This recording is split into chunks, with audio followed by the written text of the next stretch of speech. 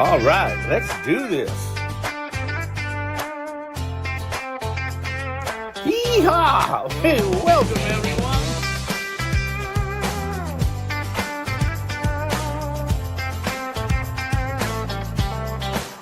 Go Fever Radio, it's our time to shine.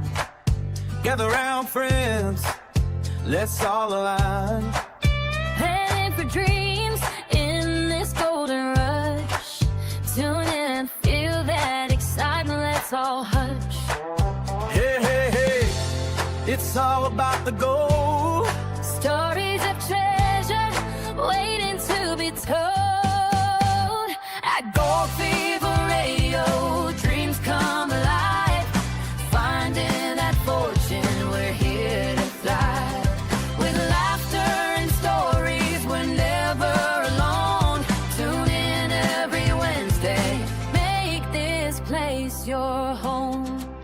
And metal detectors be but searching the ground. In the hills and valleys, treasures can't be found. Staking our claims, we're daring and bold. Living for the thrill that this adventure unfolds. Hey, hey, the thrill's in the hunt. Join our journey, take the front.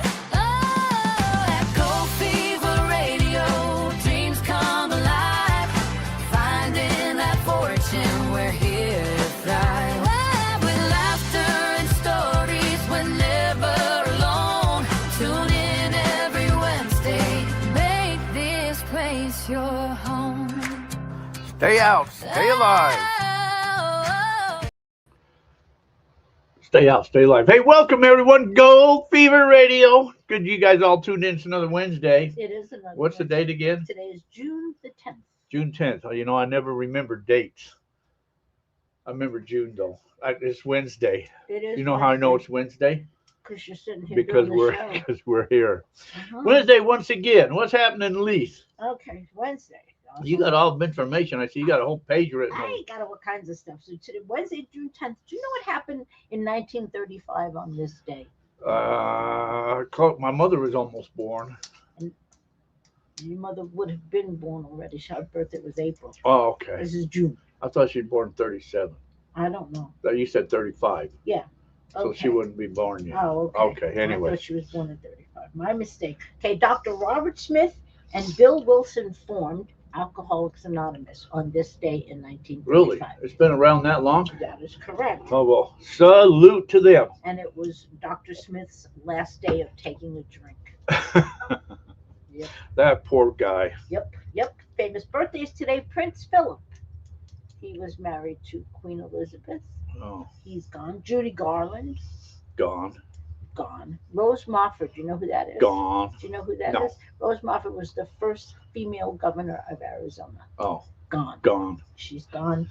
And F. Lee Bailey. Is he gone? He's gone. That was my idol. I liked know. him. I used to read I him a lot know. when I was a I kid. know. Yeah, he's Okay. gone too. And today is National Iced Tea Day. Well, cheers to National Iced Tea Day. It's also National Ballpoint Pen Day, Okay, cool. National Egg Roll Day, Yeah. and National Black Cow Day. Black cow? Mhm. And, well, those are dairy cows. The black cows, those are the brown ones are for meat, and the black ones are for dairy. You didn't know that, did I you? did not. Well, no, the black ones are chocolate milk. The white ones are for milk, and the brown Uh-huh. ones are for meat. Okay, so You let's didn't know see. that? No, I did not know that. Okay, let's see who's in popping in here. Let me back that we up. Go got- ahead. We got Hello Paul, Steve Collier, Wayne Peterson, Josh Cooper, Robert Porch, Jackpot Warrior Prospecting. Do you know who that is? I don't. I'll have to figure out who that is. Jackpot It's a, Warrior it's a Prospecting. mystery. It is a mystery. He's a channel supporter. I see See that. that? Okay. And Sensei J.R. White. I don't Who know. that is. Okay. See, he didn't know where chocolate milk came from, that it came from the brown cows. Yeah. So that's where the Jack chocolate. is a fountain of information. You don't really believe that, do you? You're a fountain of information. It doesn't mean that your information is correct, but you are a fountain of information. Doggy Bones, good evening.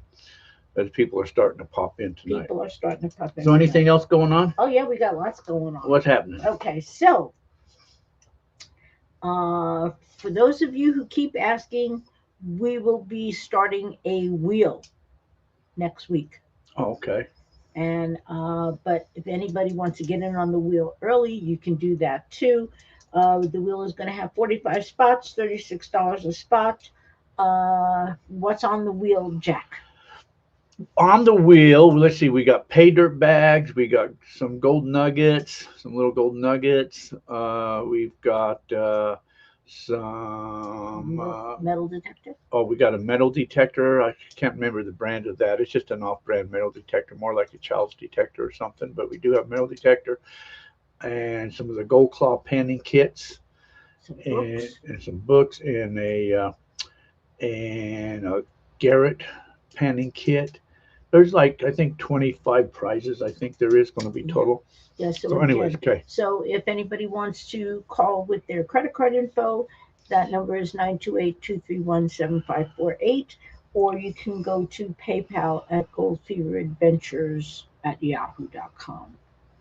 And but we're not going to officially start. I mean, people can start now if they want to jump in. For people that are on the show watching now, they can get a jump on it, pick their numbers now if they want to. But we ain't going to officially announce it till probably sometime next week. That is correct. Probably next Wednesday. By next Wednesday's show, we'll have it announced Yeah. and going. Okay. Julianne Berry is in now. Buck Rackley and Wayne. How do you pronounce that? Kukro? Kukro, I guess.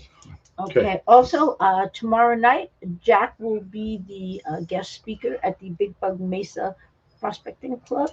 That's right. Up I there do got to in go Mayor. out there. I do. So if there's anybody in that area, in the Mayor area, and Prescott and Chino Valley and All of that place. Ash Dewey. also, Dewey. Yeah. Yeah, Yeah. Dewey. So Dewey. Dewey. Dewey. So yeah, I got to But, go. yeah, I got to so- go talk about it. And then I think we're going to go out and prospect for the weekend. Do something. PayPal email is goldfeveradventures with an S at yahoo.com. Gold Fever Adventures.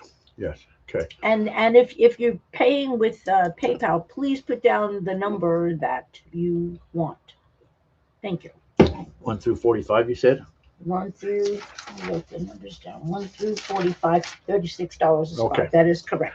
Also, you will be going back to Oklahoma. Oh yeah, we're going back treasure hunting in Oklahoma. That's going to be middle of October. That's already planned. Yeah, those dates are October 13th to the 22nd. Someplace in there. So Robert Porch, those dates are now solidified.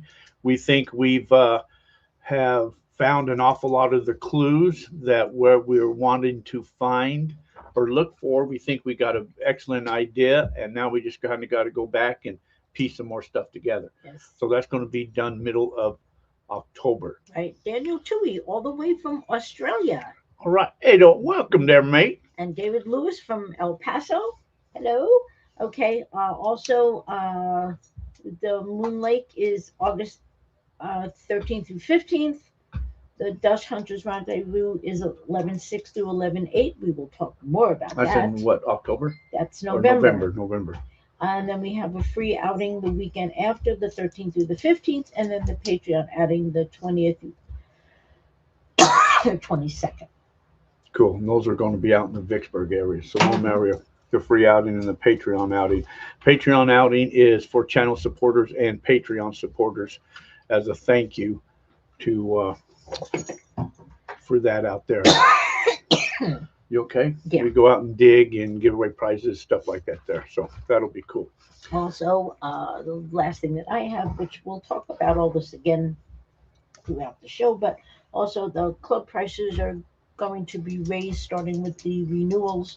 Well, actually not starting with the new club prices are going up to $75 a year. If you are already a club member, you are grandfathered in. If anybody wants to join the club, it's still going to be $50 up until July 15th.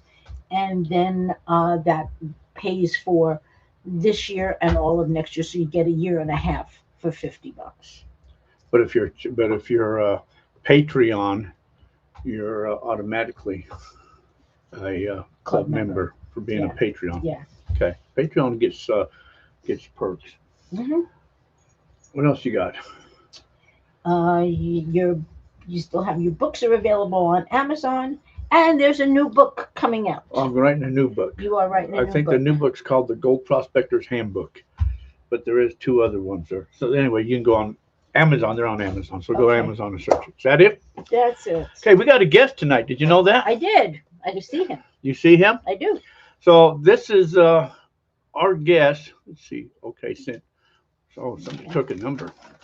So our guest tonight is old Jason.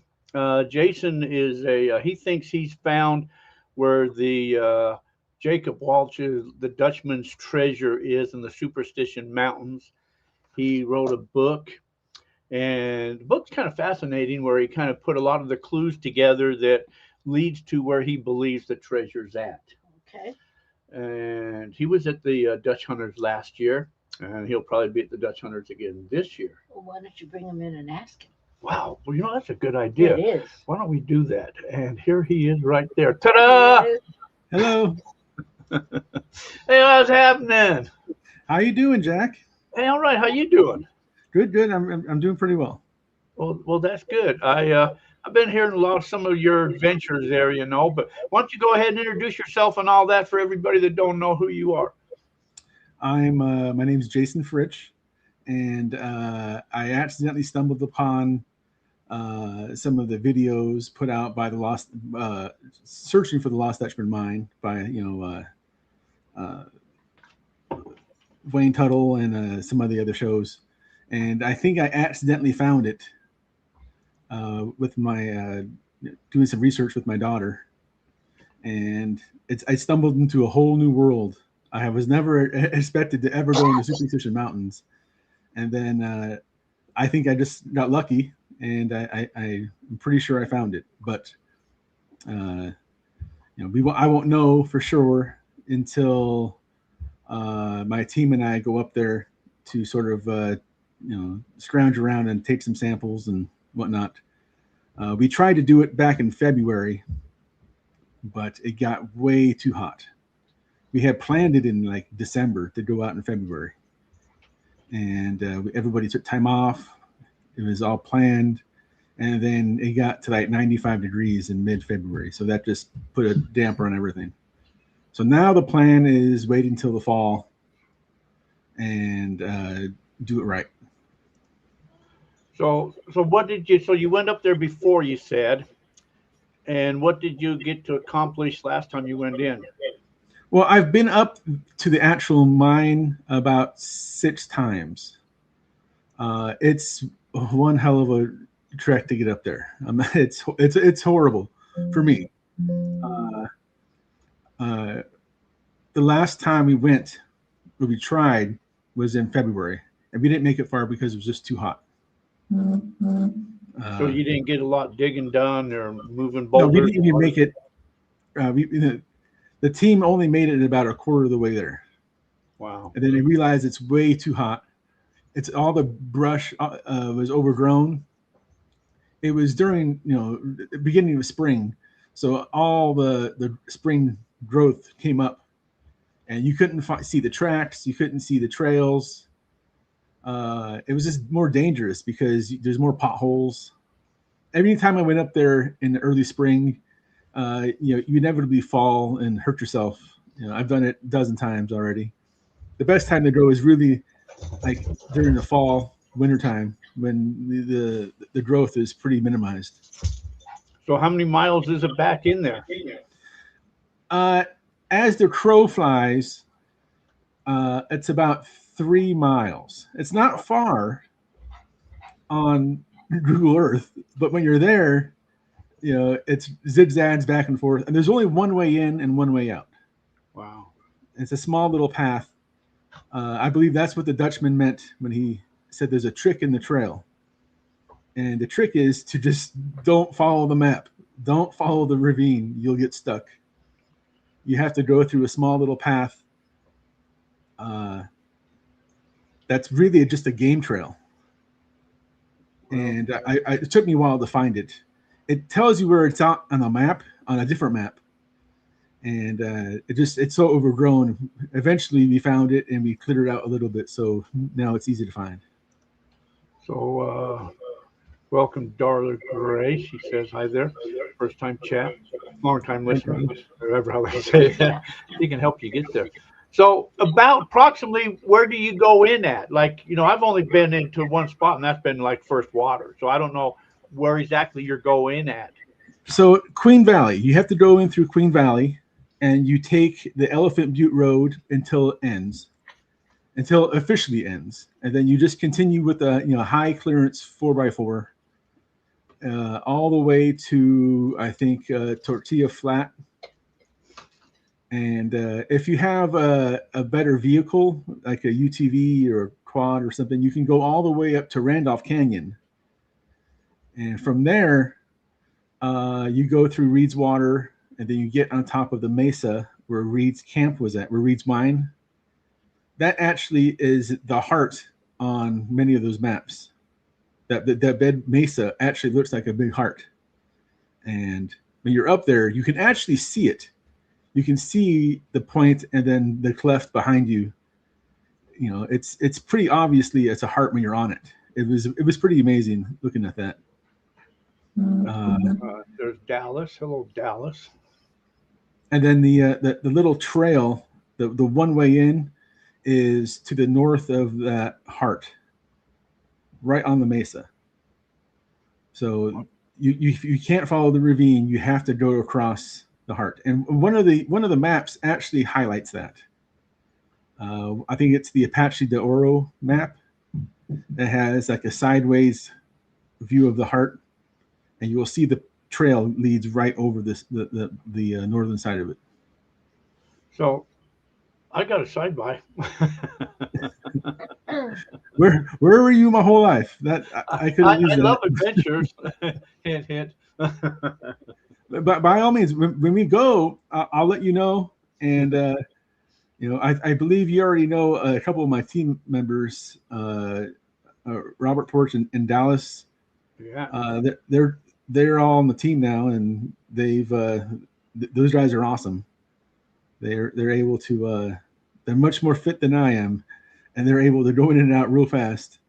But I'm looking forward to going in probably November. I'm not sure, but it's going to be a blast, and a lot of I think there's a lot of people rooting for us, so that's good. No, that's cool. So you're going to make it out to Utah again this year? Absolutely. That's where I first met you. I remember my little stand. And yeah, I'm going to be out there. I look forward to meeting you out there again. I'm also probably going to go to the Dutchman Rendezvous. I'm not going to present this year because I don't have anything new. Maybe next year we'll take some samples, and maybe the whole team will get up, and we can talk about what we found and the next steps. Well, no, that'd be cool. There's Brad. Jack, have you ever, what did he say? Have you ever tried to look for the lost Dutchman mine? Have I ever tried? Well, I used to know a guy. He died. I don't know when he died, but I used to know this guy. I ran into this guy. He was quite the. He'd been in the superstitions hundreds of times, and he used to believe where he thought the treasure was at. But I've only been in there, I think, 3 times. We went in through First Water all the time, and we stayed at Garden Valley one time. We made it to Charlie Boy Springs one time, back up and through that area. But that's as far as we went, as far as all of that. It was rainy a lot and all that, but we never really looked for the mine. I took a metal detector. I took a twig in there with me and played around a little bit. But now, I do know that part of the clues and part of the history of First Water, when I don't know when it was first called First Water. I know that the Jacob Waltz said he used to go to his mine and he stopped at the First Water, but I don't think he stopped at that First Water. I think he was just the first water available to him. It's right in Randolph Canyon, and it's called Reed's Water now because there's so much water there. That it's probably what he meant when he said the first water. I don't think he stopped at the official first water. That's a little bit of ways away. It's weird how some of the names and intersect and get crossed, and it just adds to the mystery, you know. Yeah, no, that makes sense because yeah, when he was there, I don't think that was an official, historic or whatever you want to call it, withdrawn area, recreation area, where they had the names and all of that. So, I mean, you're probably, correct about that. But that's the only way that I know. But I don't know why we used to go in there for. I guess just to go in there because, I mean, I've heard about living in Arizona forever about the superstitions, and I just never went in there. But the first time I went in there, you do feel different, and it is kind of a really it's I don't know how to really explain it, but it is a very unique experience being inside, especially camping. When you're in there camping, it is a great experience and all of that. It's Brad Rocky Mountain, he was there with us. We made the trip to the spiral staircase that time when we were out there. Robert and Dallas went down in the hole, but Brad was there, a few other people. But yeah, so that's all good. We look forward to it again. Can't wait again. We love now, it, man. I'm really looking forward to going out there one more time at least, especially with the new team members. I'm so excited to see what other Dutch hunters would think about it. Like when I first thought I found it, it was just my cousins and I tried to tell them like this is exactly where I think it is, down to the foot. And they said, well, what do what's going to be there? What can you tell us for proof that you know what you're talking about? And so I said, well, we haven't been there yet. So I said, when we get there, this is what we're supposed to find. We're supposed to find a horse head rock face. Nobody knows what that means, but Jacob Walt said that there's a horse head rock face. So I said, and there's an 18-inch quartz vein, and we're on a saddle.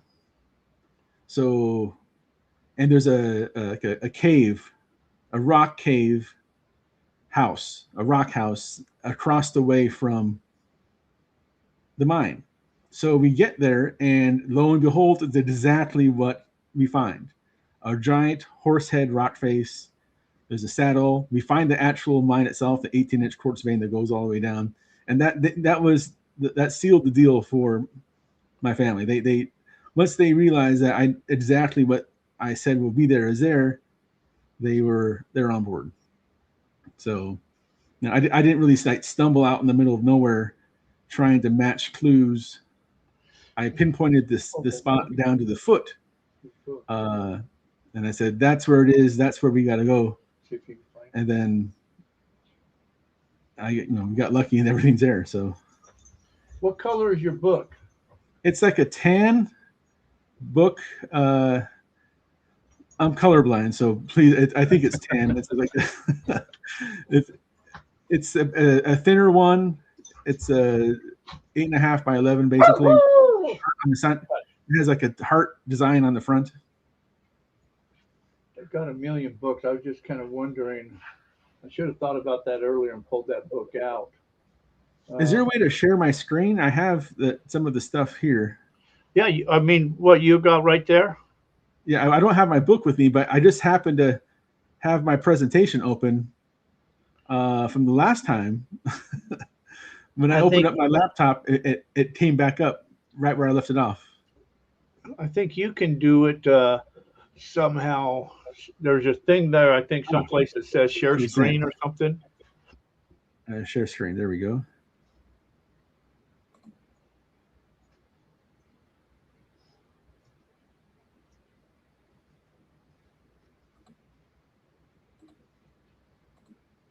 There we go. Do you see that? No. Oh. Oh, wait. Yeah. Okay. Hold on. I got to add this to the screen. There we go.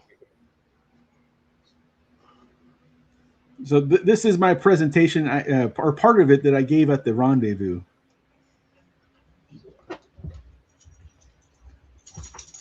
Okay. So that's the cover of the book. Do you see the cover of the book? I can't see what you're seeing. Yeah, no, I see that. Yeah. Okay, so you'll see the so there's the heart that I was talking about, the mesa. See the heart. Jack. Wow. Yeah. Okay. I see the hearts. Yeah. So it once you're on there, you can see the cleft and the point, right? Really easy, and it definitely looks like a heart when you're there. And then let's see. I'm trying to get to where the other map is that tells you. Well, here we go. Here's the horse head. Like when you're going to the mine, you see this horse head shape rock face. I don't see that. I see the real horse head. And then to the left of that, you'll see like a. Remember, I took this with with my cell phone camera. I wasn't expecting to document everything at that time. Do you see the full screen? Yeah. You see the. So okay. I see what you're saying. Yeah. Okay, that could be. And here's the bigger one. So when you're walking up there, it looked like a horse right away to me. But I guess it depends on the time of day and where the sun's at. But it was an obvious horse when I got there. And also, there was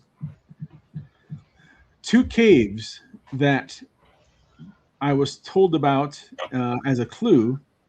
One behind, the Dutchman said that there was one cave behind it where the Mexican miners tried to get through. And that's this one right here. I don't know if you see the mouse. Oop. And then the other cave is below the mine where they tried to go up. And both mine shafts are there. Like both caves are there. Exactly where it said they would be. And here's a close-up of the mining area.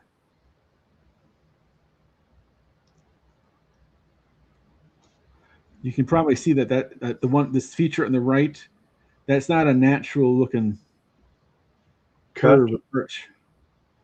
That's all been mined out. But the actual, can you see my mouse cursor? Yeah. Okay, so the mine itself is right here. How do you get up to it? That was the hard part. I didn't know at the time, but you actually had to. I misunderstood what he said. One of the clues that Jacob said is you have to go, you climb up, then you go down, and then up to the mine. So I assumed once we're on the saddle, we climb down to here, and then climb up, and that's wrong. We tried to climb up here, we couldn't do it. You actually have to climb over the top on the left. You can't see it on here, but towards the left, you can climb like a 40-foot rock face, and then you walk along the top of it and then go down. I mean, you do that, you get to this image on the far right here. This is what you see. And oddly enough, this actually resembles what the mock mine looks like at the grave. Jacob Waltz has in the graveyard at the cemetery, they have a mock mine set up based upon the clues that he gave, and so they built like a fake one behind him to demonstrate what it looks like, and it looks very similar to this. So do you have to use a ladder to get down there? Yeah, it's about 12 to 14 feet down. So yeah, you definitely need to climb down. Looks like a fire escape ladder. That's exactly what it is. I didn't have a lot of resources, and I just took what I could find, and that's what I had, and it worked. So that's what we used. That's easier than packing a big old ladder right? back in there. Yeah. So you'll see on the left-hand side, you'll see the 18-inch quartz vein, and it's all been chiseled out. You can see, that they took out like 2 to 3 inches all the way down to the hematite, and that goes straight down. Wow. And the floor is over here in the bottom right. So a lot of these boulders were probably pushed over to cover it up. So we're going to try to move some of the material away without being too intrusive. Well, so have you taken any of that quartz out of that and had that analyzed to what, No, I did not take the quartz. I have a couple samples of quartz. There's a big pile of material that they just tossed away, and there's a good chunk of this mountain over here to the left. It's all of their unused material they just tossed. So I have a lot of, I got a couple samples of quartz. I haven't got them tested yet. I gave one sample to Robert. I know he was interested in testing it. I don't know if he did or not. Did you take a metal detector with you and run it over anything? We tried, but every time we went out there, the metal detector died. I don't know why. Maybe it was a bad metal detector. So maybe we'll try again. We took it out there about 3 times, and every time something happened that it didn't work. So, wow. Who knows? Maybe we weren't supposed to do it. Yeah, that's spirit. Now you're getting into the ghost stuff, right? Or I'm just unlucky. One of the two. Who's that? And so we got there. There's also this V carved into the side of the mine here. Oh yeah, I see that. What does that mean? We don't really know. We assume that it means like there's a vein. So I looked it up, and there are some reports of old miners marking their mine with a V that tells you where the vein is at. But who knows? Well, it kind of looked like that area carved out that was the V shape or something too. Right. It does look like that. So we don't actually know. When I first thought it had to do with the Jesuits, because there's a metal cross in one of the Bat Cave, I believe it's called, and it's missing now. But when I saw the video, it had a V etched into the cross, and I guess that stands for the victorious or victory, for the Jesuits. And I thought maybe this has something to do with it. But then the more I researched it, the less likely that is. And it's probably just marking V for vein. Because, once you're up there, it's very difficult to find the mine again. Like the Dutchman said that even if you're there, you can walk right by it and not see it.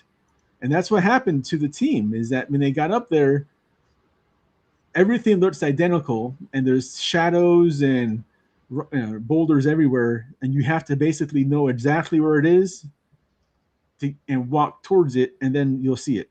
You can't just go up there and look around and hope to see it. I guess the Dutchman went up there a few times, and the second time he forgot where it was. And which is exactly what happened to us. Well, so the question is, so the Dutchman ain't going to carry a ladder with him like that. So how would he get down in there? Well, remember, he went up there, depending on which flavor of the story you want to believe, on how he got the map. He might have went up there with the Peraltas on their last trip. They might still have all that stuff there. If he was a miner, he probably had some rope.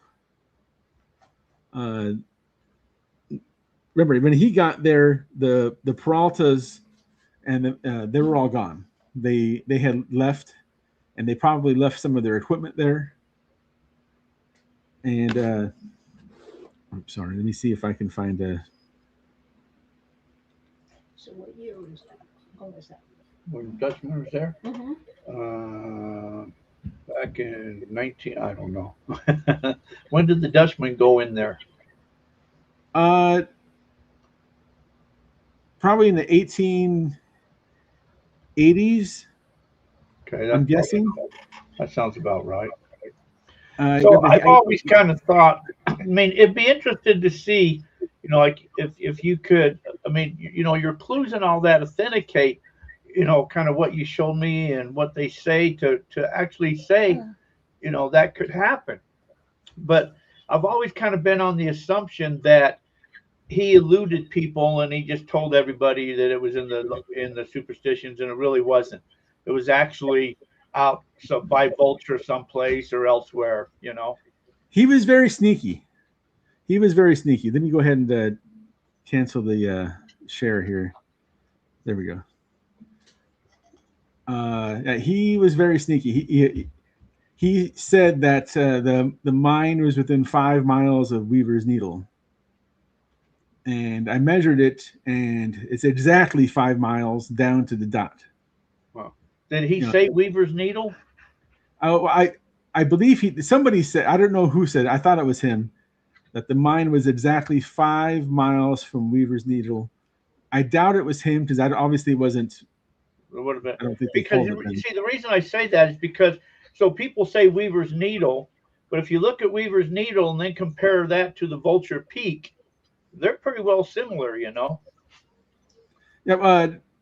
whatever they called Weaver's Needle back then, I don't know, but whatever it was referred to, it was 5 miles from that object. And so I think some of the maps called it El Sombrero, and so 5 miles down to the down down to the foot is where the mine is at. So when it was said it's within 5 miles, it's tongue in cheek, exactly 5 miles. I got a drone. Yeah, unfortunately, it's you can't fly a drone over there, Oh, who said that? right? It's we thought about it. We went through every way, but honestly, we just went up there. It's to get a So, drone, you would still have to fly. You're only saving yourself a couple hours, well, and hey, you're not going to be there. that's pretty good. So, Just to know the aerial shot. So you talked about trying to get a permit. Did that ever happen? so I got a denial, sort of. They didn't officially give me deny the permit. They said that the permit I requested needs to go through with a university, some type of archaeology department. So they said, if we, if we go through it and actually analyze your permit, we'll probably deny it because you're not an archaeologist. And I said, you got me. I'm not an archaeologist. So they said, if you want it to be taken seriously, you need to team up with either some archaeology department from ASU, NAU, or whatever school you want, and go through them to submit a new application, a new permit request. Because I didn't just put in a treasure trove permit. They said they'll never approve those, ever. So they said, if you want like a permit to excavate, you have to go through an actually archaeological department. And that's what I did. Well, that's what I'm going to do. I have it all filled out. I'm just waiting for I want some type of sample first as proof. So I'm sure they don't want to there's lots of people who say they found it. They don't have any proof for it, and they're not going to take their time. So I decided, you know what? I'll get some proof first, then I'll go get excavated. Hopefully. That makes sense. Model mining. Says he's not a paleontologist. What's that?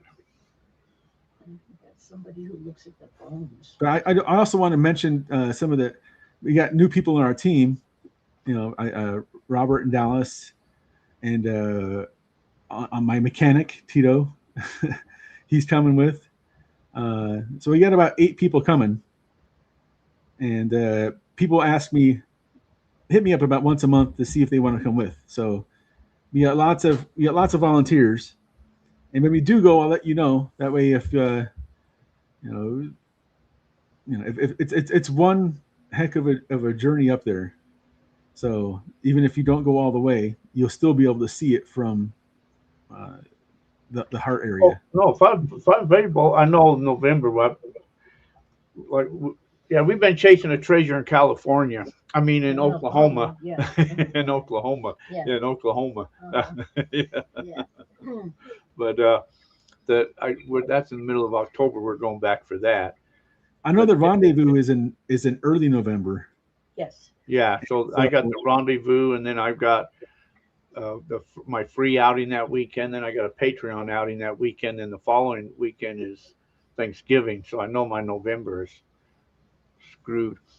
There was that guy in Alberta that was looking for gold or something and found dinosaur bones in what is now Drum Drumheller. Drumhella. I don't know where that's at. we Hmm. didn't find anything like that. Uh, in fact, we found hardly anything alive or dead over there. On, So on, on the what heart, about it's like so quiet. old mining camp? Did you find any like old tin cans and stuff like that? The only thing we found was a fire ring on the saddle, and that's the same fire ring that we dug out and used. You can actually see it on Google Earth. If you zoom in, you'll see a little fire ring there, and that's actually the original one that was there. That we assume that's Jacob Waltz's was the last one to use it. Wow. So we dug it up. Well, it was already there. It's been only the peaks of the rocks were sticking out. So we just dug it up and repurposed it, and it was nice. We didn't at the time. I wish I would have taken more photos and done more preservation of that. But by the time we got up there, we were so tired and dark. Light was going away. It was cold. We just wanted to start a fire, and we got lucky that there was already a fire ring right there. We just dug it up a little bit, threw some wood in it, and then we realized in the morning, like, holy crap, this is probably Jacob Waltz's fire ring, and we already disturbed it and moved the rocks around. So, So you spent the night there then? I spent many nights there. Did you haul tents in or? Yeah, on the saddle, you can probably get about 4 or 5 tents up there. Uh, Maybe about no more than like 10 to 12 people up there. Wow. It's not a huge saddle. It's about 10 by 20 of a flat area. Anything past that, there's too much of a slope. And in the north of the saddle, it's a pretty steep. And then the going south of the saddle, it curves into the area that you just saw on the picture. Well, hey, So, that's pretty cool, man. It'd be cool. I wish you all the luck in the world and hope that you come across something up there. But I'm sure we'll find something. Uh, Somebody buried that and pushed all the boulders over. All the dirt is like fine silt that was blown in, and that's easily brushed off and taken out. The boulders were pushed over from the top. So as soon as we can move some of them, we can take a small sample, and I think we'll have a pretty nice discovery then. so, do you think there's a cave underneath those boulders, or what is it exactly that you think you're looking for? According to what Jacob Waltz had said, that I remember researching, is that he had to get down and wedge himself in a crevice and chisel the quartz out, the ore out, and he had to wedge himself into a small crevice. So I imagine what we'll find is exactly that. Some boulders and dirt covering up a small crevice that leads into probably a larger area, where we can sort of take some samples out. And we don't want to destroy it. We want to preserve it. It's not, nobody on the team wants to mine it. We just want to, take a sample, and hopefully there's some samples, readily available on the ground. But So- I'm pretty sure we'll find a crevice there with some gold ore attached. So that's what I'm saying. So I don't know exactly what it was the Dutchman was looking for. If he stumbled upon, an actual quartz vein that had gold in it, or if he stumbled upon something that the Spanish or somebody left behind, and that's what he found, like gold ore or something that was stashed. So that's what I'm saying. If there's a cave or a mine shaft or something, was he mining? I mean, he had to do something. He had to process the ore, or he had to do something. I mean, if he's getting gold, is he melting it down, pouring bars? Is he just selling big hunks of gold with quartz attached to it, or what? What I think happened is he got to the mine, and probably the majority of that gold ore was taken out of that 18-inch quartz vein, and what was left was just a small amount that led into a crevice. And I believe that nobody would leave money on the table. They'll take what they can and take everything they can and leave. So I think he took everything that he can easily get to, just like the miners before him. And he probably sat up there and chipped away quartz until he get like cobbled gold.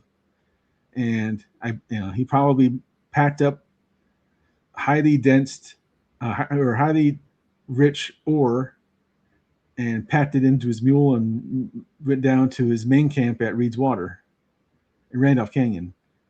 And I think that's where he buried it, and subsequently was found by Tumlinson and Bob Garman. They found $1 million worth of cobbled gold in the 1950s.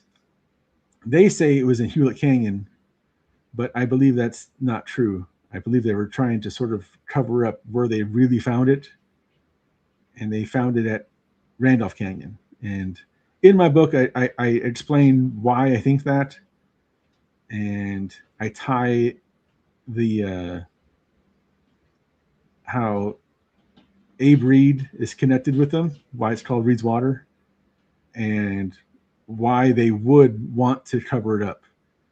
I believe there's some nefarious reason, some bad things that Abe Reed might have done that they didn't want to be associated with. And so they basically said, we found this gold, but it's nowhere, we found it over there. So, but I do believe they found it at Randolph Canyon.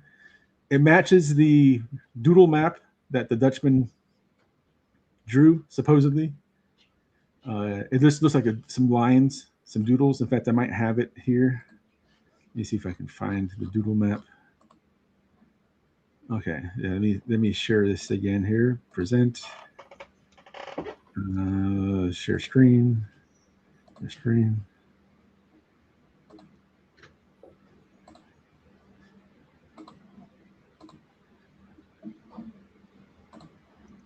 Where did it go?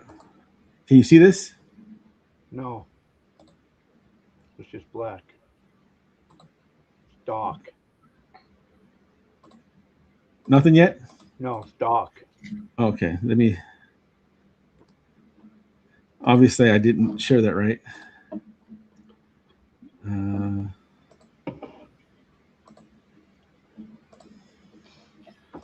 I mean, I've heard Hewlett Canyon mentioned before, and I've also heard like that they knew where the government knew where his mine was at, and that's where they put that reservoir at, so they buried it because that reservoir was put in after. I don't know where I mean, I'm not I don't really do a lot of following of Jacob Walt. I've just heard many stories. I've heard like he was the mining boss at Vulture Mine, so people would he would inspect everybody leaving Vulture Mine, high graders, but nobody would inspect him. People thought he was just high grading the stuff from Vulture.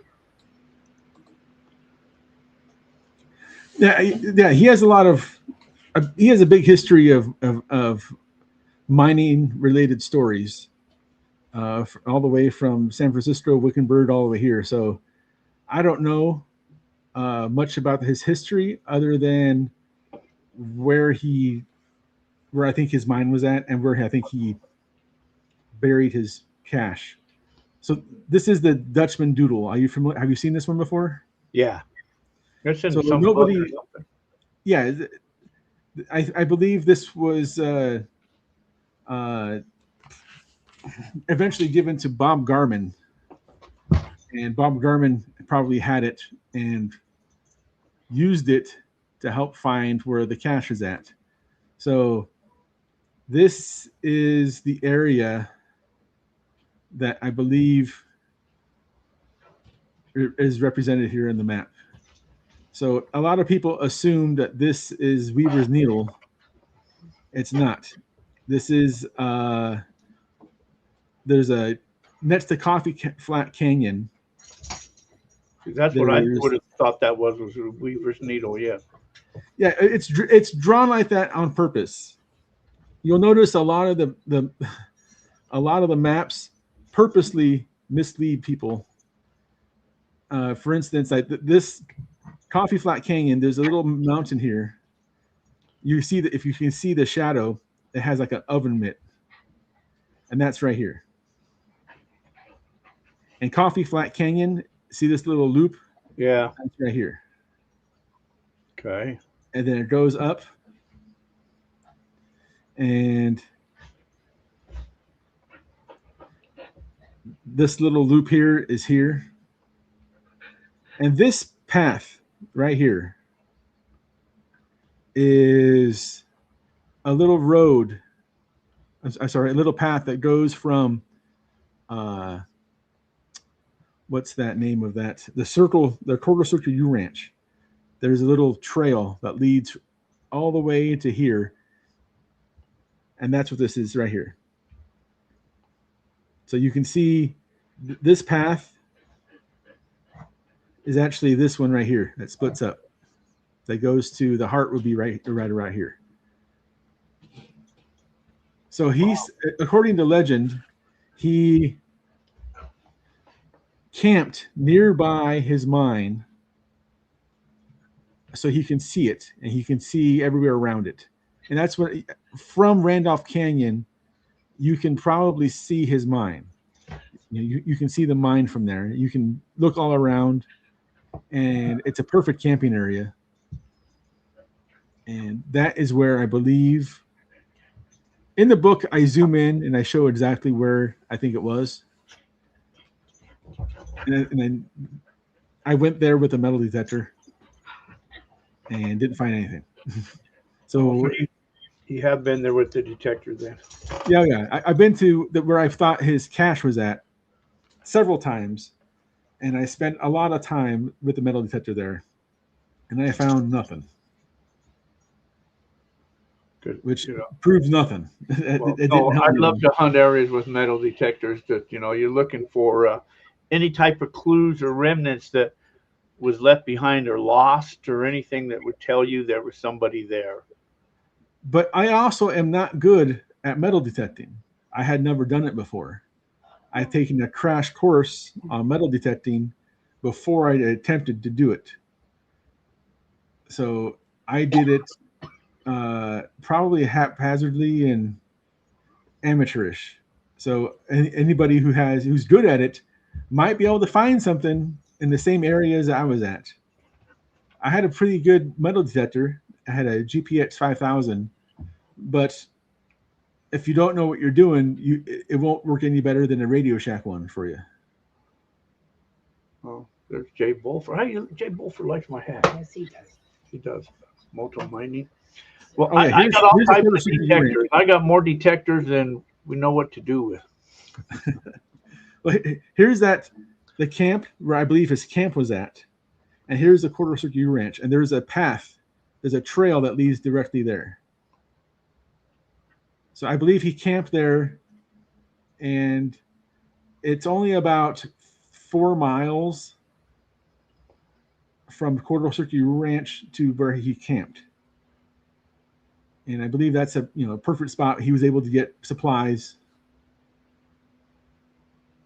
And is that how you go in? No, I go in through Queen Valley, So there's and I head another road north here. on Elephant Butte Road. Looks So like I there's park- right there. Looks like there's a road right there. Yeah. In fact, I didn't realize I had. So I park right about here.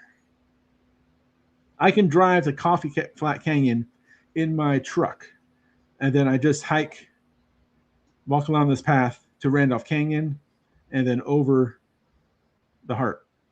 Oh, If you have a smaller vehicle like a 4-seater quad or something or UTV, you can probably drive all the way to Randolph Canyon. I've done it.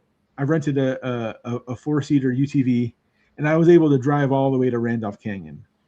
But because of the rain, the everything changes. So trees are uprooted, boulders are loosened, and so every time I go there, it's different.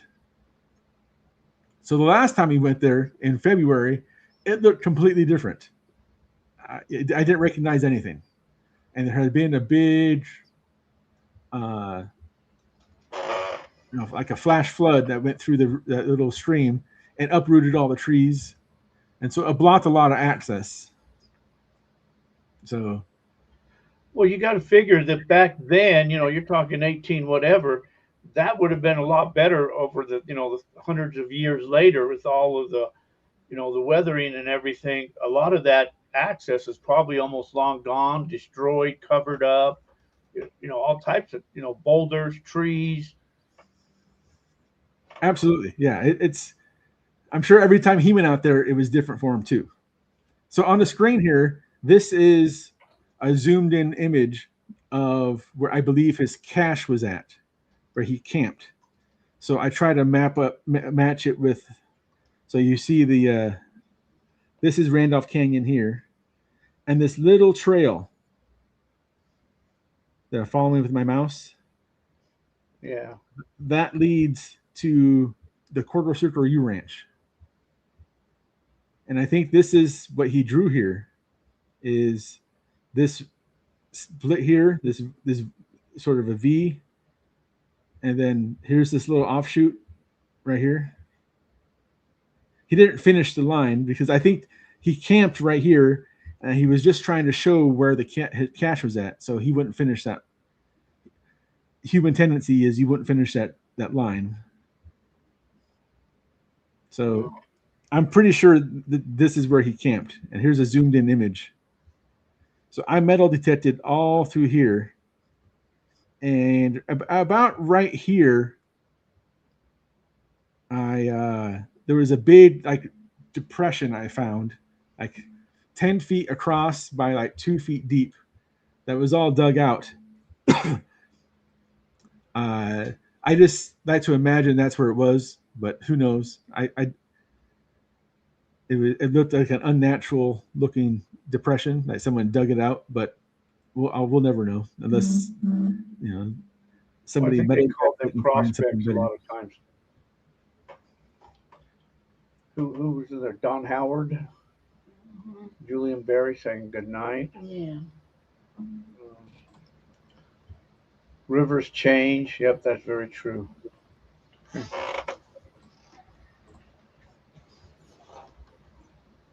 It is there usually washes for roads, but over time boulders have washed in, but there is old roads back up in there. Oh, Portugal. That's Mr. BMW. Yeah, I know. Every time I'm there, it looks different from the winter time to the spring to the fall. It's like a whole new area every time, and the game trails that we follow are all covered up. So you're walking out there blind into holes and pits.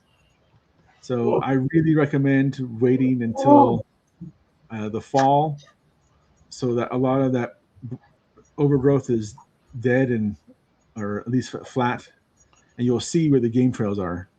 An excellent idea. I think you ought to go like the end of October and that way you have something to talk about at the rendezvous in case something happens. I would love to. That would be great. I just know my luck. It's going to be 110 degrees all through the day, the day that we decide to go. So I'll talk to the team to see if we can go earlier. And well, yeah, I would love to have something to present. That would be fantastic. Maybe I could go or something, you know. Yeah, I'll talk to the whole team and find out if we can expand the range from October to November. I know some people have new jobs and they have a new family, so not everybody may not be able to make it. So the goal is everybody to go and everybody have a good time. Yeah, I mean, you can never judge weather. I mean, when we went to Oklahoma, we were looking at the weather and it was showing it was just going to be in the the mid 80s, but yet so we planned that months in advance, and when we get there, we find out it's in the mid 90s. So you can't. You never know what the weather's going. I mean, I've gone in the superstitions and it's been pouring rain when it wasn't supposed to rain. So you just never know what the weather's going to be like. So the first time I went there, I thought I found it. I found the best route to get there, and I get there and it's a river, a raging river. I couldn't cross it. It's at least 3 or 4 feet deep, going about 25 miles an hour. There's no way I could have made it. And then and it was like a swamp, mosquitoes everywhere. So I waited about 3 weeks and it was all gone. The buds were still there, but the water was been all underground. And once in a while, as you're walking in a ravine, the water came back up and created a small little stream and then went back down again. It's pretty neat looking. Yeah, there. Who did I just see come in? Big Rob the Gold Prospect. Big Rob the Gold. I know one time we went in, there was running water every place because it had just rained, a lot of rain before that.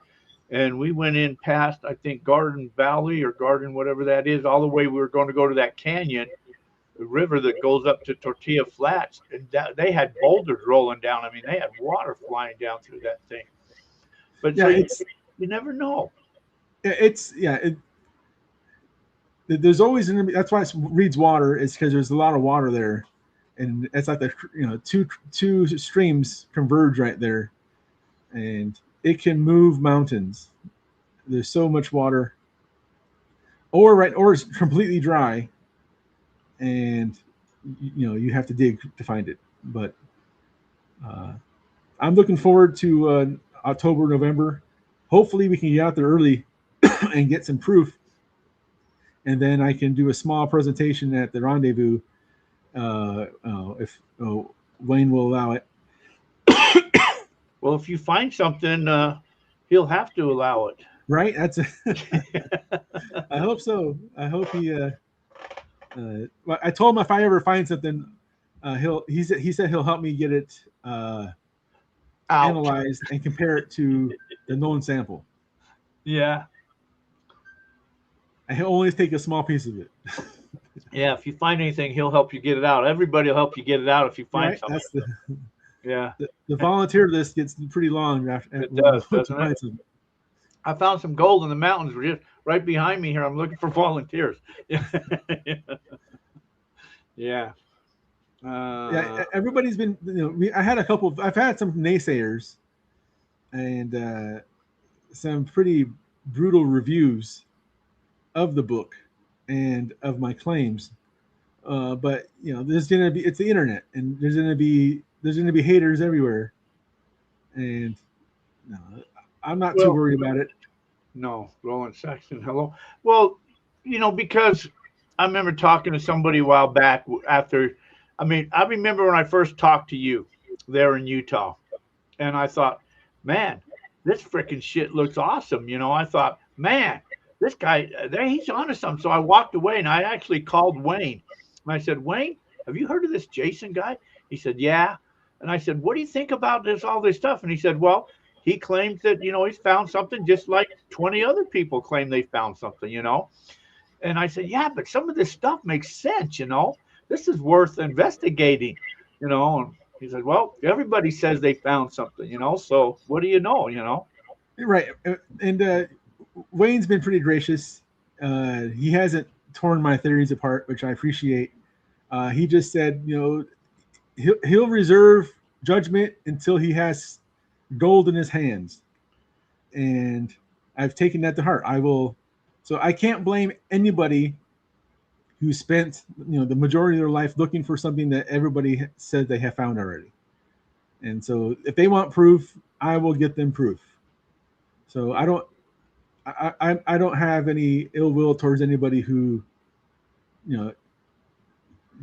cast my claims away, but that's fine. I'll get proof, and hopefully it'll, quash any naysayers out there. Oh, I'd love to see you get proof just to quash some of the naysayers out.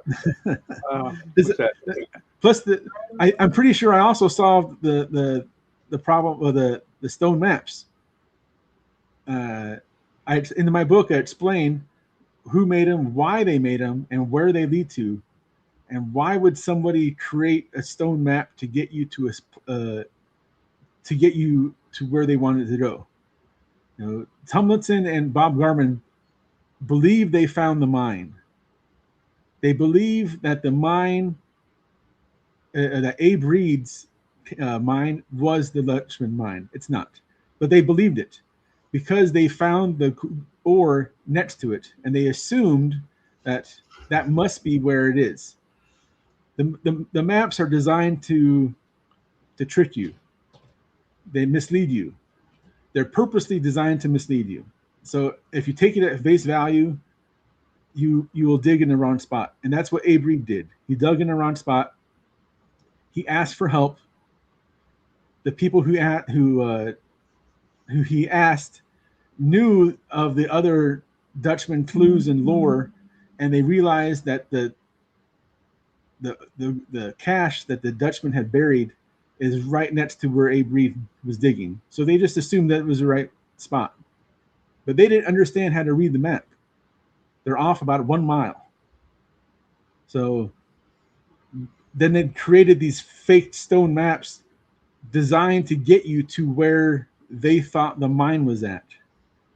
I don't know why.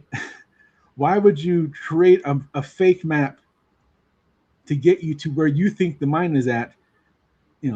Obviously they thought it was all tapped out. There's nothing else to go. Maybe back then you couldn't legally own gold. They were on the gold standard until like 1973, and so maybe they were just trying to cover their new influx of wealth. They sold the stones, and maybe that's where that's where I got my money from, is I sold these stones, and not this $1 million of gold that I dug up. Yeah. If you look at the book, I do my best to explain how it's all tied together. That they created these stone maps to get you to where they thought the mine was at, because they assumed the mine was empty. So who came in? Who's that? L.M. Jackson? And it says, Hello? I think it's I'm Zaxxon. Oh, I'm Jackson. Robert says, why don't you call Terry? You need a helicopter. Well, Robert, I could call Terry. Terry doesn't have the helicopter. The helicopter is heavy D. And the last time they went out there, he was kind of disappointed. And so you'd have to have heavy D. He's got the one with the helicopter. And Terry. And now you got 3 more people on the team. But you can't fly a helicopter. What's the rules? I think that you can fly over a wilderness or protected area. I think you have to maintain like 2,000 feet. You can't land, but you can actually fly over something. I think there's a 2,000-foot floor restriction over the wilderness area. I looked into it. I really did. I tried every avenue I can get to get my fat butt up that mountain, except having to hike it. And so I tried. I looked at hot air balloons. I looked at those hover, those. They were flying them around at the Dutch Hunters thing last year. Yeah, but that's not wilderness area. That's the problem, is that you can't go below 2,000 feet. And I think that who knows why they did that. Supposedly somebody had already tried and they used the helicopter and they got busted. And it was only like a $500 fine, Oh, which the guy was willing to pay. But then since then, I think that was in the 80s, they changed it so now the pilot would lose their license wow. if they did it, because anybody who thought they found a lost Dutchman mine would just here's $500, I'll cover the fine, just get me there, get me out. And I honestly would have paid it if I don't have to hike that mountain. At the very end is a 70-story tall mountain. Wow. It's about 700 feet from the base at a 45-degree angle. And it's half of my energy, half of my time is just climbing up that last bit. Yeah, I know when we're in Oklahoma looking for this treasure, it's inside wilderness area too. And so last time we were there, we could camp at the base of the wilderness area, the vehicles and everything. Then we had to hike about 4 miles back or something like that to investigate. So climbing over boulders and rocks and all types of stuff. So I understand, but we checked into that too of what, because they had a fire there. And so we just missed the fire like about a week. You can still see all the burn marks and where they dropped the retardant, but the planes, of course, BLM, and they had planes going in there at that time when we were up there, but they had to be either BLM. Now they're allowed to be there, that we figured they were just seeing if there's any hot spots left from the fire or anything. But yeah, I tried every possible way to get up there than having to hike. I looked at renting mules. I looked at everything. Well, you can take a horse in there. Yeah, but I don't know how to ride a horse. Well, they're easy to ride. As long as I know my luck. You don't have to. The horse just goes on its own. Well, the problem is that little area that the trick in the trail, the Dutchman said that no miner would ever find it and no cowboy would ever find it, because no cowboy would get off your horse. And I believe that's what he was talking about. You have to get off your horse and walk it through this little area. I just never dawned on me to get it. I looked at, I know the OK Corral, the Feldmans rent out that you can use their horses. But I don't think they would do it then, because they have to go ahead of you and they set up camp and leave the horses, but I don't think they will do it on wilderness area. Probably not. So they're going to want a piece of it too. Now there's more people involved. Well, the Feldmans believe that they found it, or that it's over in Rogers Canyon. I don't believe that's the case. In the book, I described why I think they think that. It's this. Remember, the maps are designed to mislead you. And when whoever designed that map was aware of this 1,000-year-old settlement in Rogers Canyon. Well, back then it was, I guess, an 800-year-old settlement, and everybody knew of it. So they use that as a reference. And if you don't understand the intentions of the map makers, you fall into the trap of believing that's where it is. So they used it as, as a honeypot, basically, to get people to think that's where it is. And I don't blame them, and it's an easy thing to assume. I think I ought to write a book. I think I know where the Dutchman's mine's at. Yeah, no. Where we also broadcast on Facebook too. That's just not, nice. Not YouTube, but on Facebook.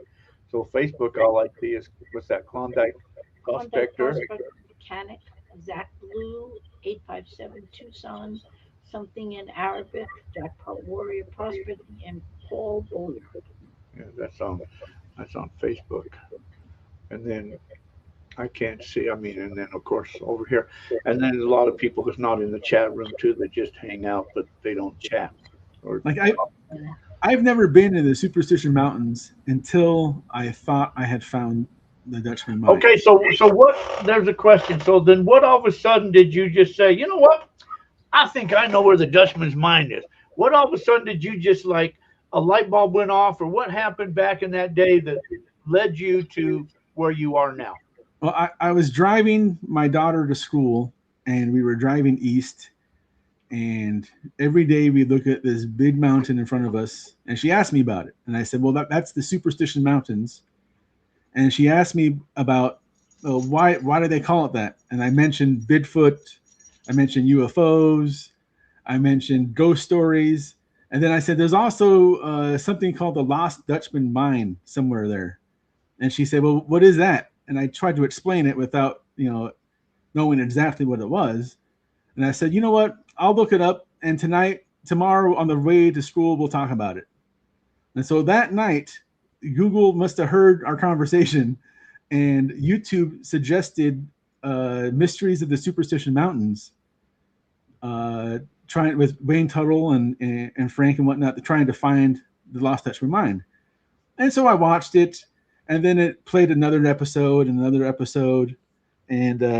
they were talking about these maps that all were supposed to point to the same spot. And I thought it was odd that all these maps point to the same spot, but nobody can figure it out. So, I already had YouTube open. I just happened to I threw in a search term in Google Earth for quarter circular U Ranch, because that's what they were talking about. And I noticed, as I zoomed out, I noticed this giant heart plateau, this mesa to the east of it. And I said, oh, well, that's pretty interesting. And then I realized somebody had already started digging exactly where on the map, where it points with the arrow. And I thought, oh, somebody assumed that this was the same heart too, and they started digging there. And the more research I did, I realized that it was Abe Reeves' camp. And then I zoomed out, because I wanted to see how the other features of the map matched the features in the Google satellite. As I zoomed out, I realized the path leading into the heart on the map, that little squiggly line with the arrow, matches the path leading out of the heart on Google Earth. And I said, oh, that's really interesting. So I measured it. I wanted to find out the distance. And I did it in feet. And then I wanted to switch to miles to find out how many miles from the heart to where the arrow points to. And I accidentally clicked on meters instead of miles, and it came out to 1,847 meters to the dot. And I realized that's the same number on the heart on the map, 1847. And so it was purely serendipitous that that's where I clicked in my head that this map was designed in meters and not feet or yards or any other terms that a lot of the people used back then, but meters. And then it all clicked. How they designed this map is it was a synodical map. So it's a self-referencing map that you use. In fact, if you have the present, I'll show you. If you have a second here, let me present it. Yeah, they probably used the metrics back in those days. Yeah, they used anything they could. It's not like they when they're designing a map to be sneaky, they use anything they could, any landmark that makes sense. So here is the heart. The parts of heart. Right. So this path right here is the same path leading out of the heart. So right here, see how it goes up and around? And I realized that this matches the ravine above it.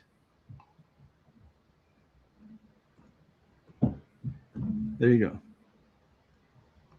And that was my big aha moment, my Goonies moment, if you will. That then everything clicked.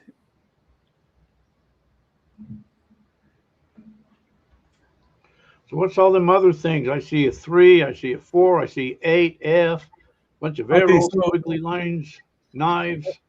okay, so the knife tells you, according to what a lot of experts believe, the knife usually points north, but not when you're trying to hide information and you don't want people to find it. I believe the knife is pointing to where you start the trail. So if you take this path here and you start it here, you start the path here, it's 1,847 meters north. In fact, there's 18 circles here. Every circle, I believe, is 100 meters. Wow. And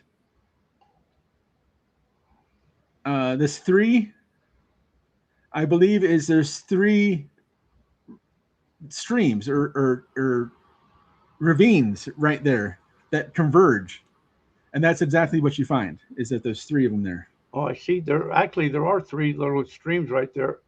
Yeah. Right where the circle is. That circle means gold, doesn't it? Yeah. It means Oral. that's where the mine is at. But there's several of those on here. I mean, I realized that this map also has stuff attached to it that they're supposed to use to help figure it out. For instance, see this arrow next to this little epsilon symbol, the hat? Yeah. That is the same mine as this one. It's the same mine as this one. It's just they have different, they purposely threw it all on the same map. So different areas then. It's the same area, but just zoomed in different spots, like different reasons. Like this, I guess it only has one map on, or like for instance, down here, these are instructions on when to use the map. So, do you see this little symbol here? I don't see, right here. Yeah. And you see this symbol, this star-looking thing here. Yeah. Well, that's when I realized that all of these the mines are the same mine. It's just they're not actually real geological area sites. They're giving you instructions on how to use it. So to use this map, the sun has to be in the west. So when the sun is in the west, you'll see these shadows here. And in the book, I don't think I have it here. Here we go. The shadows, there, perfect. So here's a zoomed in image of the hat, the epsilon. That's a shaft or something, ain't it? A mine, that U shape. Yeah, you see that? Do you see the U shape here? Yeah. That's this. It's the hat, and so the mine is between the hat and the arrow. So here's the arrow. Here's the hat shape epsilons. They were using shadows to tell you exactly where it is, and the mine is right there, right in the center. Well, then you'd have to be at the right time of the day and the right time of the year to see what shadows they're talking about then. Well, it says the sun has to be in the west. So, but the sun changes every day as it rotates. But the shadow, it's close. The shadows still appear as those symbols, no matter what time of year. But they can change. It might be elongated. It might be distorted, but it's still generally the same shape.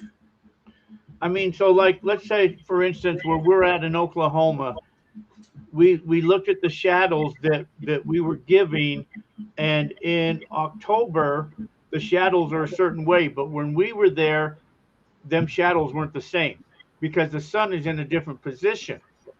So someplace on that map, it should be able to tell you you have to go when the moon's at the full harvest, or when, something to tell you how those shadows are going to line up. You might be right. Somewhere in that map, it might tell you the time of year, but in Arizona, there's only like, a few times a year that you can go, and that's like, the winter and spring. Hot and hot. And that's when these were taken. But I've been there. I looked at the shadows on Google Earth at different times of the year, and they're all distorted a little bit, but they're still generally the same shape. Whether or not it's 3 p.m. to 7 p.m., it's the shapes are there. Have you gone back in time on Google Earth? Yeah, I looked at the time machine on Google Earth, and I looked at every single satellite image. By the way, the new images are fantastic. It's like you're actually there.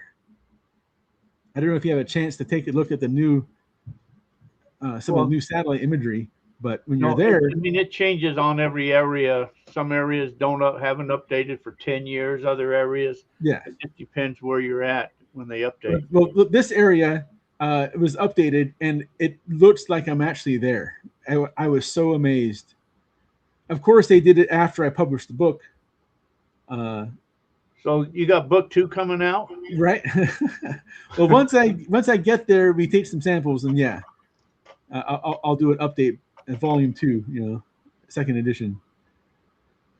But as long as the sun is in the west at its most western time during the day, basically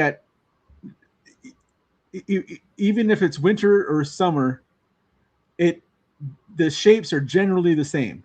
The arrow might be a little skinnier, and the hat is wider, but they're still generally the same shape. Right. That's just how because it's the sun is pretty much perpendicular to the earth at that point, to the ground. So the shadow is still always in the cast. It's just the width of the shadow would change. And even if you do that, it still resembles a hat and an arrow, just a really skinny arrow or a really fat hat. Well, that's probably what that is the compass there. That, and then that's the mine. So it's west showing west. So who did I see pop in? Bradley 4808. Yeah. What's up, guys? What's up? Okay, so your book, how can people go on and grab a hold of your book so they can get all this information? You can go to Amazon, or you can go to my website, founddutchman.com, and it'll direct you to Amazon or to Ingram Spark. Not everybody wants to buy from Amazon. I understand that. And so I give you an option to buy from a different provider for the same cost. So you can buy directly from Amazon or from Ingram Spark. Or you can go to the museum, the Lost Dutchman Mine Museum. They've got it? They have my book featured there. Oh, that's cool. So if you want it right away, they have them. But it's all the same cost. Yeah, no, I've got your book someplace. I don't know where. It's in on my thing of Dutchman's books. I don't see it. Maybe it's down. I put them down underneath. Maybe that's where it's at. I'm getting ready. I got a bunch of stuff in the way that I'm getting ready for my next. Well, I'm going to have a bunch of them at the Moonlit Gathering in Utah. You'll have more then? Yeah, I'm going to set up my book. Remember, I don't know if you remember last time. I was only there for about an hour or so before I had to leave. I had a really bad case of kidney stones hit me right then. Oh, wow. And so I had to rush to the hospital and get that taken care of. But yeah, I was only there for a couple hours. You saw me when I was probably in a lot of pain. Well, at least I got to see you. So you'll have to set your booth right next to me then. That's right. Yeah, I'll be sitting right next to you, and we can go through the whole book. Yeah. And let's set our booths right next to each other. You got it. I'll bring my my metal detector. Maybe you can show me how to use it. Which one you got? The GPX 5000. Okay, it's an older machine, but yeah, it's a good machine. Yeah, it was when I bought it. It was top of the line, and then Well, it was you got the big battery pack or the small battery pack? the big battery pack. Okay, get the small battery pack for it and the speaker. Okay. So search on that because they got this, so you don't have to carry that big battery in a backpack and that. Right. That's exactly. They got the little dinky batteries on there that you can just hook right to that, real small things. And then they got a power booster you can put on that. And they got a speaker box that you can actually pin on you up here or something. Oh, nice. Yeah, that whole backpack thing is annoying. Yeah, get rid of that. Yeah. Yeah, it doesn't fit right on me anyways. So No, that was a great machine, but it's just that battery pack that you had to carry. That's why everybody went to the smaller batteries, and they're like the little camera batteries. They're just real small Canon little batteries. You know, they just slide in, and you get a couple of them and to charge up in that. now I'll be sure to bring it, and you can help me set it up so I can know what I'm doing at least. Oh, okay. Robert said I've seen it, so that's the one you got, Robert, or had? Okay. Oh, I never saw it.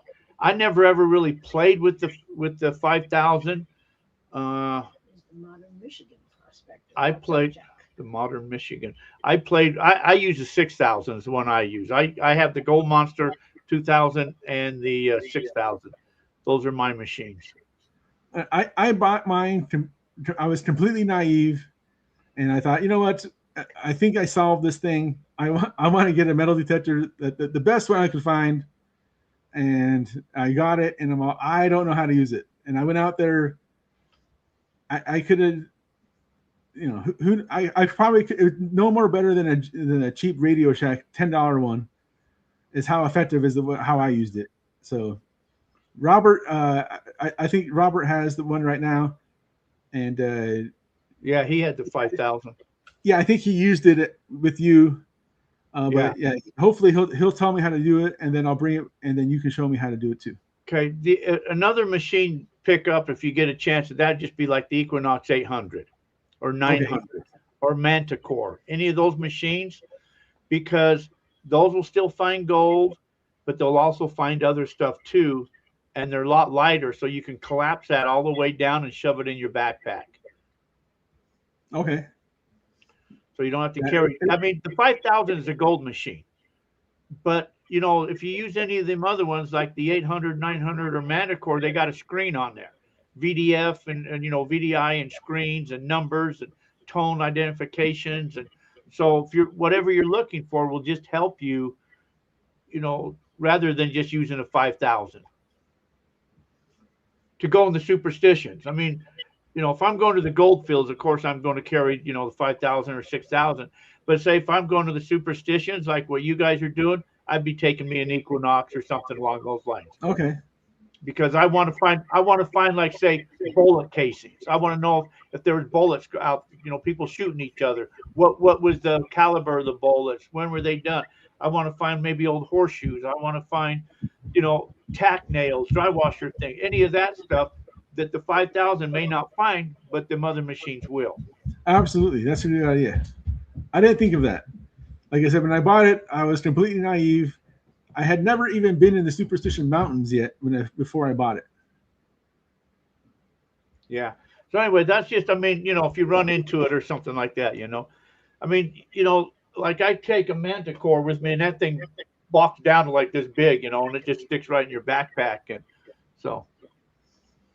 Well, I'm looking forward to all the events, the Moon Lake, Dutchman, Rendezvous, and our trip, and I'll keep you informed of anything that happens.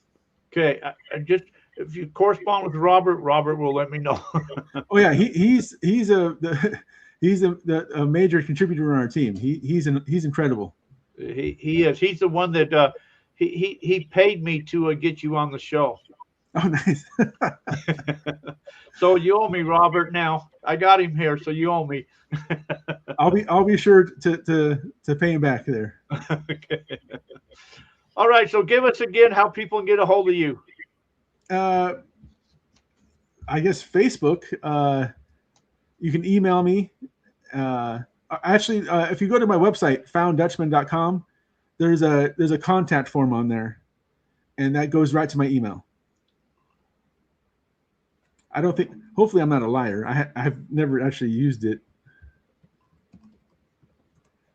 Do I have it? Yeah, contact me. Yeah. Okay. Yeah, it works. Okay. Yeah. If And you your go book, to, what's your book entitled? Cracking the Code on the Lost Dutchman Mind, how I uncovered the truth about the gold maps of murder. I believe I also, I believe Adolf Ruth was killed, or at least was unfortunate to come across some nefarious people in the Superstition Mountains. And I believe his disappearance was not an accident. So I explain it in the book. I personally believe Abe Reed probably killed Adolf Ruth, at the worst or at the best, came upon his body and didn't help him at all. Yeah. It was But it was ruthless back in those days, and people looking for right, gold, and when you're in the superstitions and you got lack of supplies and you've got, crazy things happen. Yeah.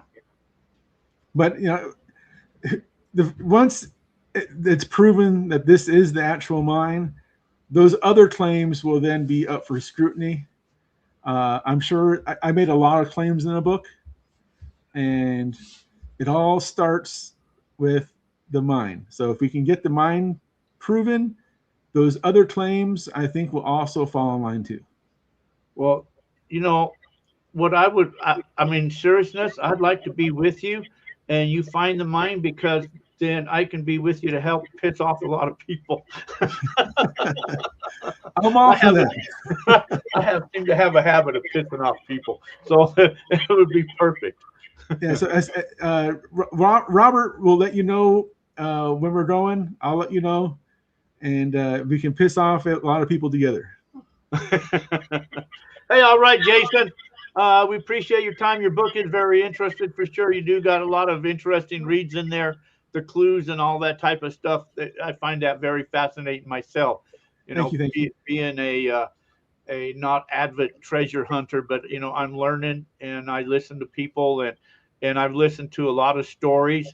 But that book I found very fascinating in some of your stuff like that. So very cool, man. Thank you, Jack and Lisa. I really appreciate it. Okay, good luck to you. I hope you find it, and I hope I'll see you nothing else in Utah, and then we'll go from there. Maybe from there we'll make another plan. Perfect. I'll see you then. We'll have to get Robert. You'll have to get him to come out to Utah too. Yeah. If you're listening, Robert, I expect a phone call. All right, Jason. Thanks, bud. Talk to you later. Talk to you later. Bye-bye. Okay, bye. Bye. All right. Fascinating, huh? What? Mega Silver Stracker says, oh no, Motor Mining says nice guitar collection. Oh, thank you. Yeah. I am trying to learn to play the guitar. Yeah. On my MTV. Yeah. But that ain't working. But that's the way you do it. Yeah. Yeah. Okay. Anything you want to yak before we take off? Well, yeah, let's just reiterate that the wheel is going to be starting next week. We've got some pay dirt bags, some gold nuggets, gold claw kits. Penny kits, yeah. Penny kits, whole bunch of stuff. 25 prizes, 45 numbers. $36 a spot. If you want to call me with a credit card now, you can do that. My number is 928-231-7548. Or you can pay with PayPal to goldfeveradventures@yahoo.com. Okay, it's officially going to be announced next week, but people listening Right. just can have a jump start if they want to. Also, once again, Jack will be the guest speaker at the Big Bug Mesa Club tomorrow It's night. not Mesa, it's Big Big Bug Bug. Prospecting Yeah, Club. Big Bug Prospecting Big Club. Bug Prospecting Mayer. Club in Mayer tomorrow night. 6 o'clock, 6:30. I think it starts 6:30, yeah. Yeah. And then I'm going prospecting that weekend. Yes. So look for some gold. Okay? Yep. And then the club prices was the other. Okay. So Roland Sachs says mayor. That's right. Mayor. Okay, everybody. I want to thank you guys tuning in for another week. Thanks, Jason, for coming on, hanging with us, telling us all about his, what do you call it, clues to the lost Dutchman's mind. Yes. He thinks he's found the lost Dutchman, And and not maybe just, he has. and it's possibility. I mean, like I said, I saw some of those clues, and it fascinated me. I've heard a lot of stories and a lot of BSs and a lot of stuff, and you know, he's done some research, and it's made a lot of sense. So, you know, who knows? It'd be fascinating. It'd be nice to know that, you know, I mean, this has been a mystery for how many hundreds of years. So there's some, if somebody actually could solve that mystery, I mean, they would, you know, they'd be on Discovery Channel. You'd be on, you know, it would be huge to actually have that happen. I thought. And then you're going to have your neighbors, you know. Well, you have that all the time, but I thought that whole area was like blocked off, that you couldn't even get close to it. What? Where the Superstition Mine is. There's some places in the Superstition Mountains that you can't get to. No, you can get to it. To anything in there, there's Well, nothing you that. Well, you that's- can't drive a vehicle because that's it's not what wilderness. I'm saying. I understand What that. do you mean? But I thought that there were areas in there that were blocked off. And, Like what? No, I don't think they've roped anything off. Oh, okay. No. So no, you can hike in there just like, you know, wildernesses and that. But why did they, you know, the funny thing is, we're just like where we're going in Oklahoma. Why did they turn that to a wilderness area? Because there was a lot of Spanish in there and a lot of old Spanish cities, and, you know, so it seems like wherever something happened, they make it a wilderness area to keep people out, basically. Oh. I just find that kind of amazing myself. But anyways, I got to find me a song to exit out. Billy Z. Anyways, good night, everybody. We appreciate all you guys hanging with us another week. So until our paths cross again, you guys all be safe. And what? See y'all in the goldfields. Goodbye, everybody. Good night, everybody.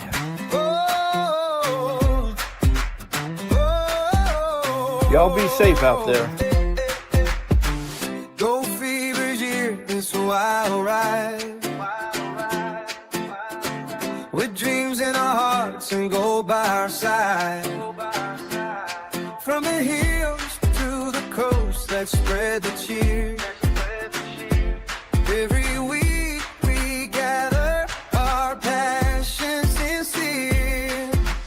Keep those dreams alive. Feel the beat with hope in your pocket. Life's a treat. Ghost Fever Radio, we're riding high. Thank you for hanging until next goodbye. Like, share, subscribe, keep the flame. May your pants be heavy in fortune's name. Rivers flow deep, the desert does sing. In the air, there's magic, adventure we bring. Shiny treasures waiting. Just take a chance. Join the journey. Let's make memories dance. From Alaska to valleys, let's chase the light. With hearts full of riches, we'll shine so bright. Go Fever Radio, we're riding high. Thank you for hanging until next goodbye. Like, share, and subscribe. Keep the flame. May your pants be heavy in fortune's name. Until next week. Unfortunately, our guide is way over there now. Adventures away. Let's make life grow.